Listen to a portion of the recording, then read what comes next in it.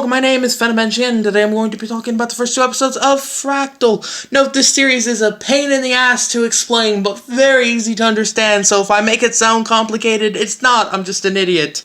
So, this AI computer satellite thingy was invented in the past of Fractal, because it was invented, okay? It was invented.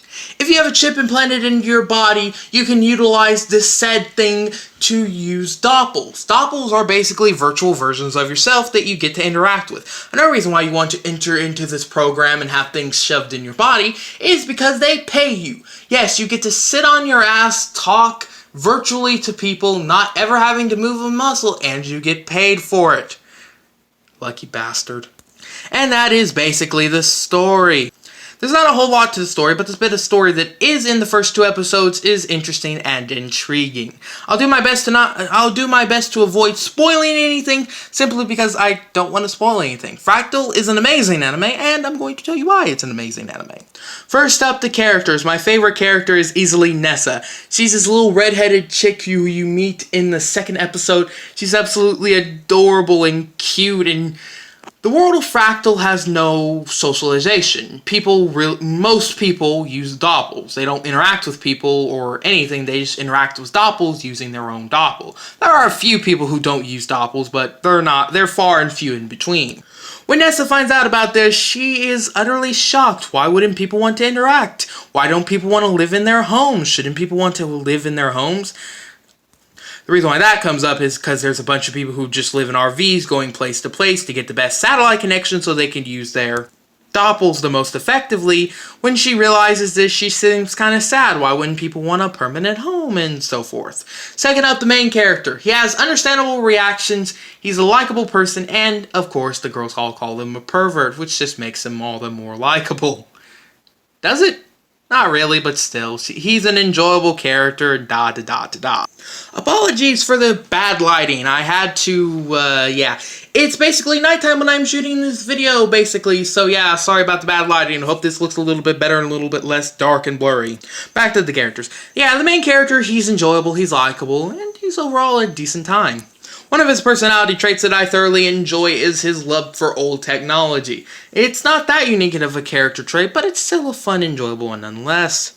Next character up is Friend, I think is how you say her name. Apologies if it is not. She's an enjoyable, likable character. Once again, much like Nessa, she doesn't really like the way the world is. Both of them keep making comments about how everyone's not normal, how people don't act like they should, and it's weird. I'm not entirely sure what's going on, but still, she is an enjoyable character. She has likable traits, I suppose? Yeah, she's fun. One of the fun moments in the first episode, and regretfully she's only in the first episode. I've only seen the first two episodes, so she may appear later on in the series, but as far as I know, I've only seen her in the first episode. One of the cute character moments is when she wakes up in bed. Don't ask why she's in bed. I'm not going to spoil anything for you. When she wakes up, she sees a projector on the floor. The main character is working on the computer. When she hits the projector in the floor, it starts playing a home movie of when the main character was a baby. It starts making her cry because she thought that he didn't love his parents, because when he brought her home, he told his parents to basically get lost, and she thought that meant that he didn't care about his parents. But when she saw that had a movie, she thought, oh, you're sentimental, and he's like, nah, I'm not really that sentimental. Well, it's just really old, rare technology, that thing in the floor, so that's why I kept it.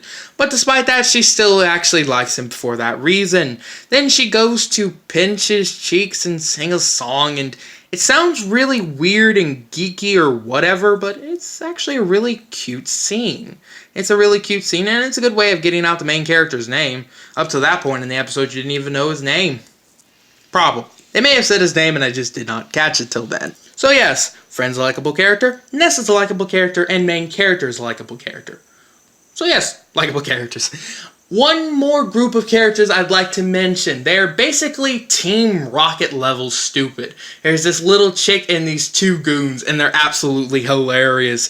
She's constantly screaming at the main character, calling him a pervert, and it's funny. And then after she's done calling him a pervert, she tells her two goons to purify him, and then they get out what look like fire extinguishers and just spray everything. They're funny. They're over-exaggerated, they're stupid as a box of rocks, and they're enjoyable. One thing I didn't mention about the doppelgangers is they kind of look like Pokemon. Not in a rip-off sort of way, just kind of have that esque feeling. They just kind of have that unhuman, human-esque feeling, which I suppose is proper considering they are being controlled by humans. But yeah, they look like Pokemon. But yeah, back to the Goon characters. They're enjoyable, they're likable, they're funny, they have dumb moments, they have fun moments. Now on to the animation. Oh my motherfucking god, the animation is gorgeous. I'd say it's Studio Ghibli level. I'm sure many people would disagree with me, but I think it looked like Studio Ghibli. I know it wasn't a Studio Ghibli project, but it just kind of reminded me of one. The animation is beautiful, the backgrounds are stunning, the character designs, although not spectacular, are well done, and the doppelganger designs are also well done. Despite looking like Pokemon, they're still very interesting. So yeah, great animation, likable characters, not much of a plot in the first 2 episodes, but an interesting, enjoyable plot. I truly think I love this series a little bit. I've only seen the first 2 episodes, but I've thoroughly enjoyed it. One more character moment I'd like to share with you all is, well, okay, 2 moments. I don't think I touched on this first one, and then I wanted to talk about the last one. The first moment is, well, the main character is sitting at the table talking with his parents. One thing led to another, and he ended up saying, hey, why don't you just come over here and stay with me? Because I think they were complaining about him not being responsible. And they said, why would we want to do that? That'd just be chaining us down here. We would have no freedom. Why would we want to do that? We care about you because we use our doppels to talk to you. And he says, oh, so you're so self-absorbed in your own social lives. You don't care enough about me. You don't care about my life and what I do. And it's just a bit of a dark moment in insight into this world where, yeah, people don't have interactions. Parents think it's okay to send their virtual versions of themselves to go talk to their kid rather than actually, go live with their kid. And there's just several moments like that, how a bunch of people don't live in houses. They just live in bloody RVs and travel around trying to get a good connection because they'd rather live in a virtual world in a bloody camper. It's really weird, and it's kind of sinister in a way. The second scene I wanted to point out was the scene at the end of the 2nd episode. The main character is standing, looking over a hillside, thinking to himself how I don't want to be alone. Earlier, Friend, the chick he met in the 1st episode who wasn't in the 2nd episode, she was talking to him and she was saying something about wishing upon a star. When he was standing over on that hill, looking over the hillside, he was thinking to himself, as he was looking at a sunset, I guess he presumed that would be work as a star. He was thinking, what do I want to wish for? And he was thinking to himself, well, I kind of wish I could find such and such. I kind of wish I could apologize to such and such, but really, I just don't want to be alone. And then Nessa jumps over the hillside. He opens his arms and catches her. They hug each other, and it's just a really sweet moment. It truly actually tugged on a heartstring there for me. So, yeah.